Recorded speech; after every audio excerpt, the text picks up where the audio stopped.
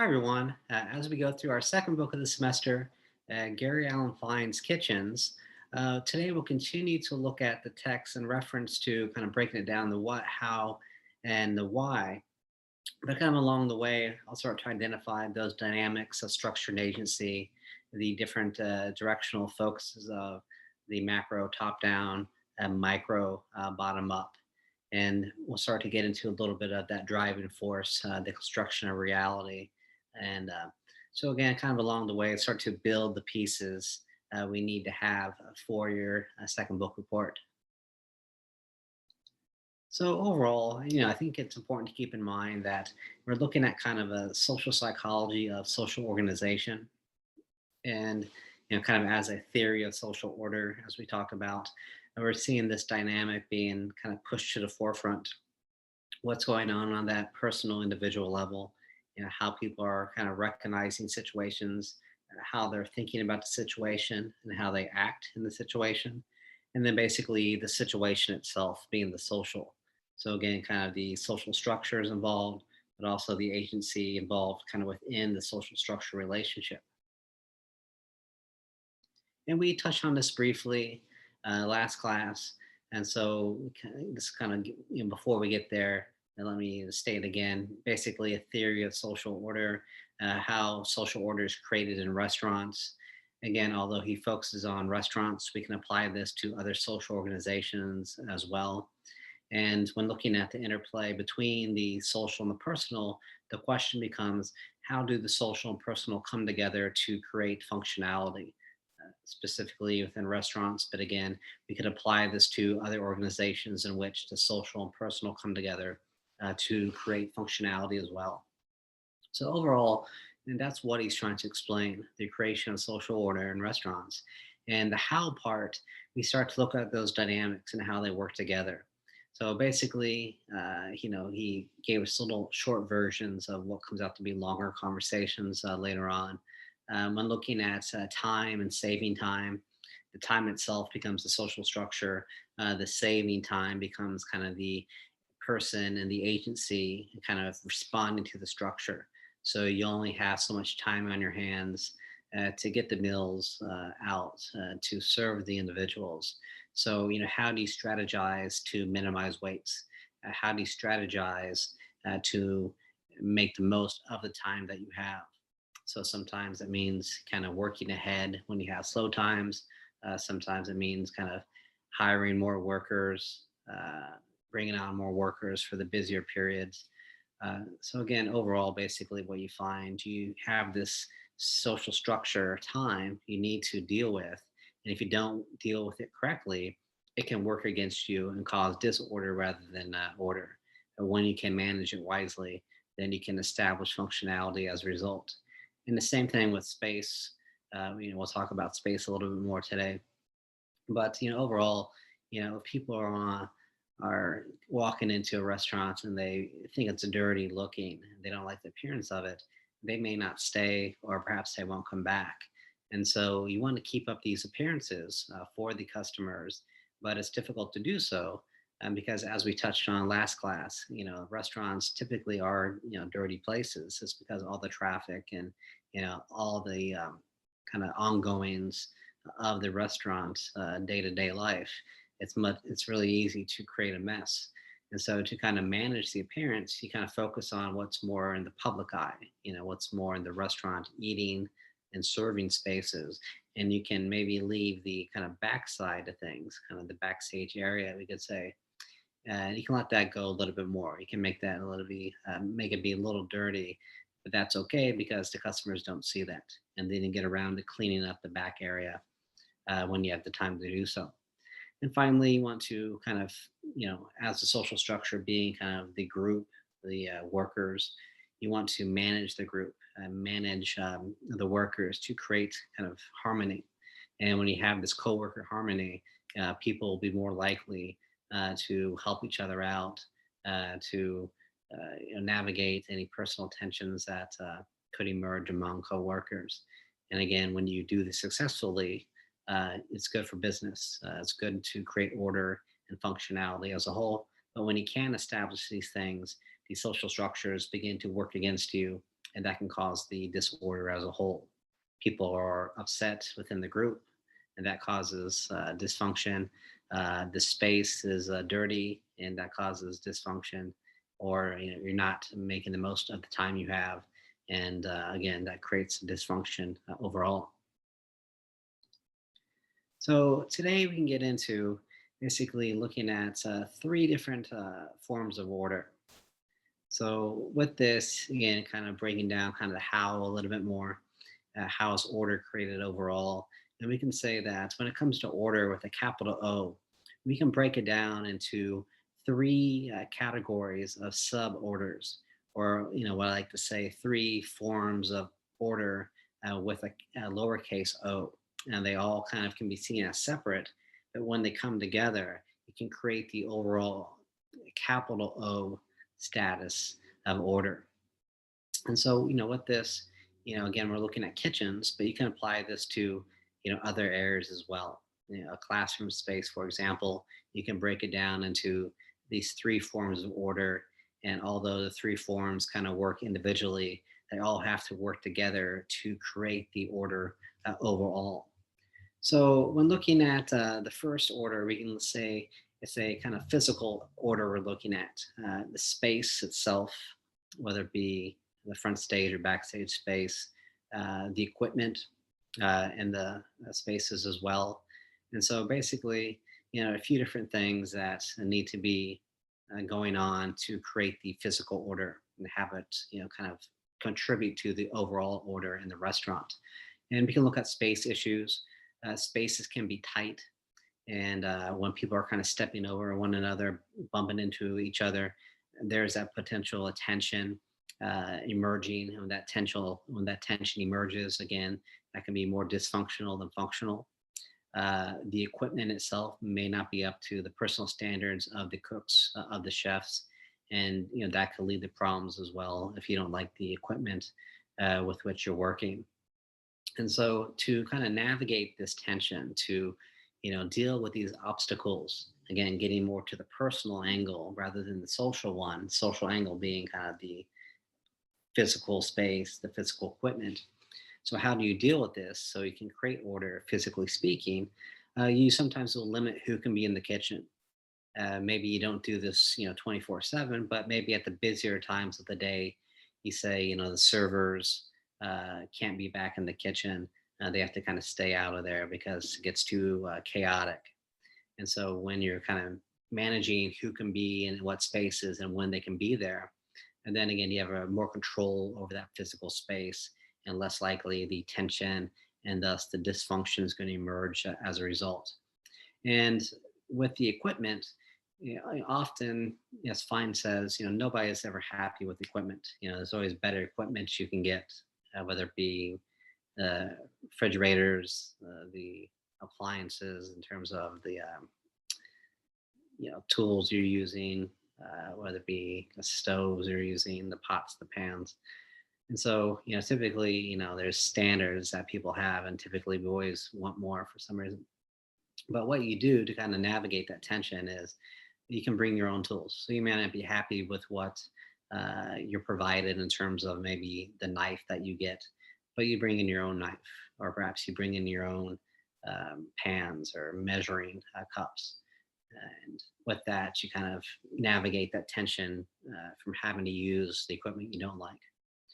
But you can't always bring in your own equipment. So you can't bring in the refrigerator, or the stove. So often, what the person does is compromise. You can compromise and say, yeah, ideally, I like to have a more updated version of this or a better version of this. But typically, you compromise, and with that compromise, again, you're navigating that tension. You're getting around the obstacle so you can establish functionality rather than just being upset with the equipment, and that can lead to problems overall with order. You compromise and you're good to go with it. So again, here's kind of the physical order, kind of one piece of the puzzle to establish the overall order. And the next two order forms we're looking at, social and symbolic. So the social order basically ties into the different roles and the responsibilities attached to the roles that workers find themselves in. And so the tension here would be potentially when people simply are not performing their duties, or perhaps they're overwhelmed with their duties they're supposed to be performing.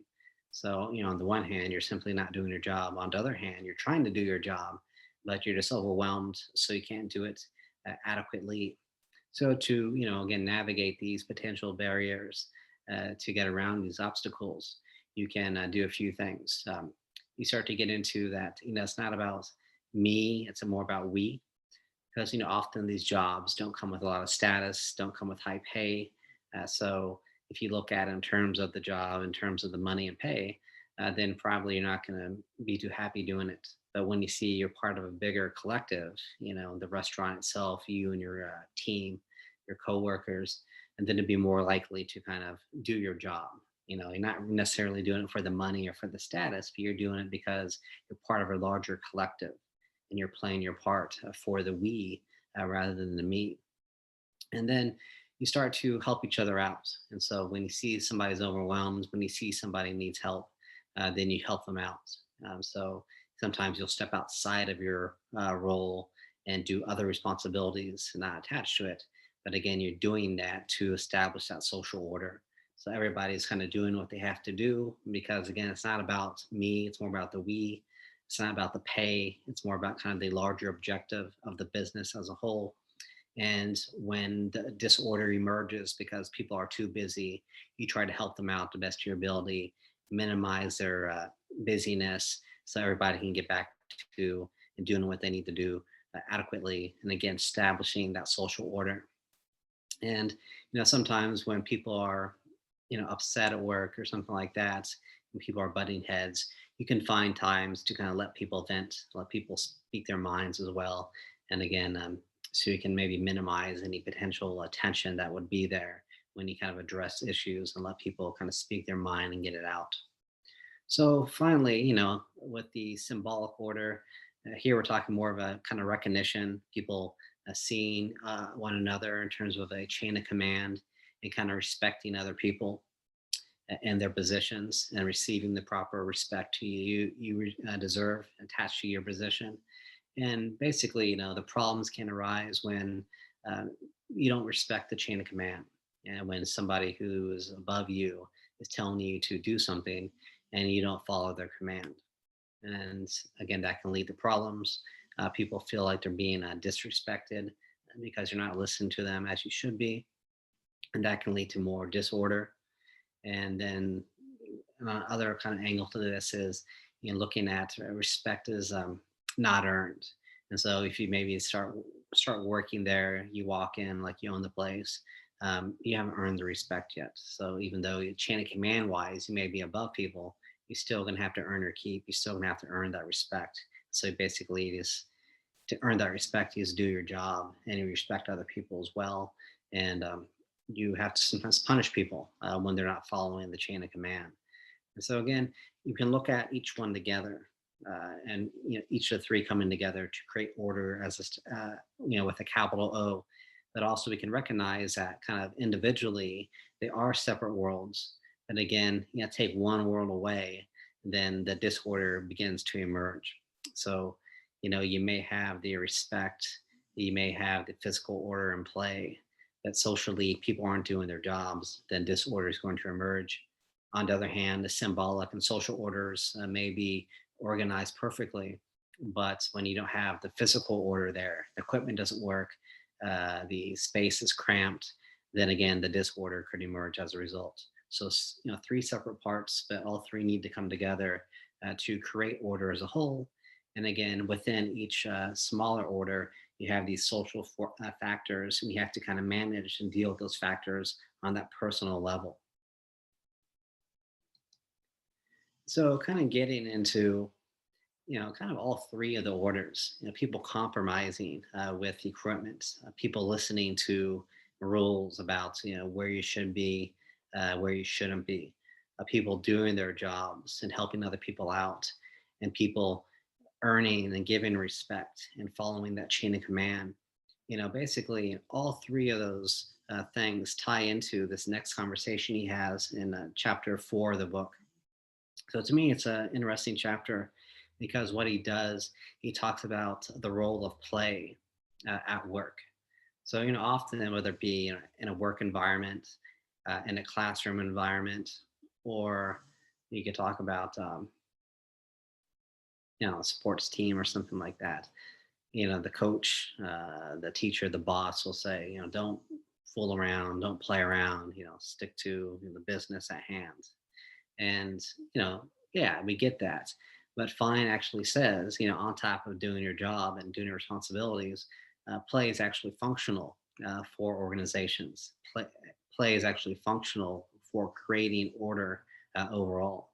Because, what play does basically, it creates a work culture.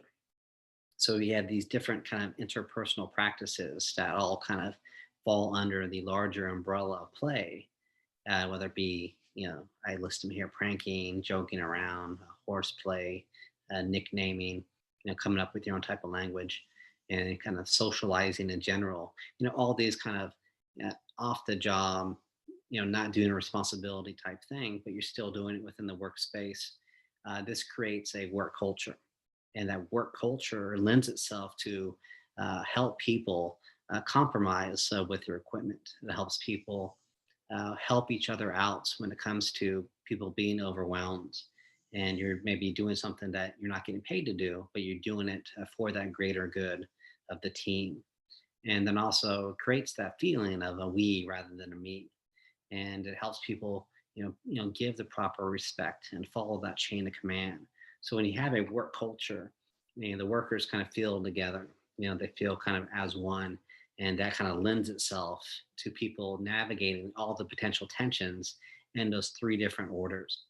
And so it's the same thing with like a classroom setting. So let me use a classroom as an analogy real fast. So the classroom has the physical order. You need equipment to be working, you need chalk to be there if somebody wants to write on the board. It has a social order. You need the students doing their roles and responsibilities attached to the roles. You need the teacher doing the same thing. And then also we have kind of the symbolic elements. The students need to respect one another. The teacher needs to respect the students, and vice versa. And when all those things come into play, you have order as a whole. But if kind of one piece of the puzzle isn't there, then the education process is going to be dysfunctional. Students are disrespectful to one another, then nobody wants to really participate. Nobody looks forward to going to the class. The equipment's never working, so you can never really do what you plan to do. Or the students aren't keeping up with the reading. The teacher is not preparing any type of lecture. So again, if they're not doing those things, then education is going to be more dysfunctional than functional. Nobody's going to be learning anything. But as long as all three of those orders are in play, then you create that order as a whole. Education will be functional within that setting. But then keep in mind here this idea of a culture and how the culture kind of lends itself to everything. So, the first couple class periods, people still kind of get to know what's going on. But, after maybe a few weeks of class, you do kind of start to build a culture where people will kind of talk to one another, or people will talk about the class or maybe what's going on outside the class. People start to joke around more, the teacher and the students among themselves. And so when you have that kind of classroom based culture, again, this kind of lends itself to people, doing what they have to do and for the order to be created as a whole. And the same idea is what Fine's talking about in the kitchen. When you have this work culture, that's not there out of thin air. You have to create it, and you create it through the interpersonal practices that come with play. So when you do the play, you have the culture, and when that culture is there, it lends itself to order being created as a whole. So again, this is an interesting conversation to say you don't want to take all the play out of work, because that play within the workspace is actually productive for the work environment by providing people that work culture, bringing people together so people have more kind of motivation to do what they have to do, physical, social, symbolically speaking. So we'll leave that there for today. But again, kind of keep in mind, the larger social structures that we're talking about, and whether it be the work culture, those different dimensions within the symbolic, social, and physical orders. and then the response is kind of to these social structures on kind of that more agency level. And when we focus more on the responses, we're taking that bottom up approach at the micro level. But when we focus more on the social structures, again, we're taking that top down macro level approach. So we'll leave that there for today, and we'll get back to kind of the construction of reality parts a little bit more in the next class. But overall, basically, the theme we've come back to is you're trying to navigate tension. You're trying to minimize any tension in the situation. So that goes back to that kind of American thread of social thoughts that we talked about with Cooley and Mead, kind of that avoiding psychological tension. But here we take it up more to kind of a social psychological level where you're trying to minimize tension, within the space among workers, so on and so on. And when you can minimize that tension from emerging, the social order within the organization can emerge as well. So we'll leave that there for today, and we'll wrap up the last few chapters of the book for our next class.